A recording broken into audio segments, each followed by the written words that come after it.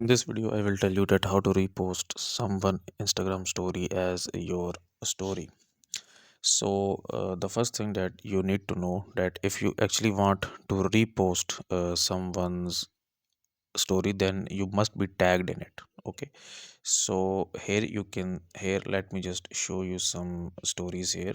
So here you can see that this account has reposted this story here. So if we just tap on it and we watch the full reel here, when you okay, get married, okay, here.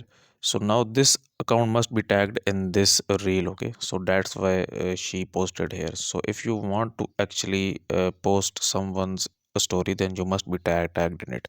And if you are not tagged in it and you think that this is a good a story to post, then what you can do here, you can basically just play their story here like this one, and you can just take the screenshot.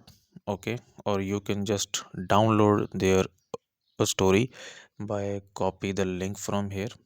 Okay, just tap on this and just copy the link here and go to any third party apps where you can actually download these stories here, and then you can just post them.